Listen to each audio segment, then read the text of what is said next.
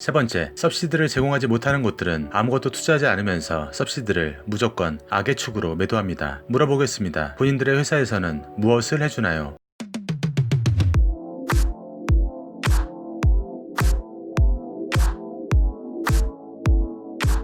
정착지원금, 서브시드, 대출금 등의 조건은 보험사계사 경력자에게 직전 회사에서 받았던 연봉 총액의 적게는 10%에서 30%까지 일시금 또는 3개월에 걸쳐 지급하는 경우가 많습니다. 만약 한 번에 받아서 이직한다면 목돈을 받을 수 있기에 서브시드를 요구하게 됩니다. 첫 번째, 지급받는 수수료가 달라진다. 저성과를 내었던 설계사는 수수료를 줄이는 경우가 있지만 고성과를 내는 분의 경우 수수료를 줄이지 않고 그냥 지급받는 경우가 있습니다. 보험설계사에게 아무것도 해주지 않고 오버라이딩만 탐하는 회사 대표나 관리자들은 맹목적으로 비판하기만 합니다. 서브시드 제공 안 한다 해서 수수료 지급에는 별 차이가 없습니다. 크게 차이 난다는 극단적인 예를 들어 옛날 버전으로만 이야기합니다. 여전히 일부 회사에서 서브시드를 제공하는 대가로 노예라 할 정도로 부당한 계약 조건으로 인해 매달 회사와 약속한 금액의 계약을 넣어야 하고 기간을 두고 평가를 받고 그것을 못하면 지원한 금액을 환수당하게 됩니다. 나쁜 조건으로 입사 제한하는 곳과 계약을 했기 때문입니다. 두 번째, 보험설계사는 프로이고 자영업자이기에 자기와 맞는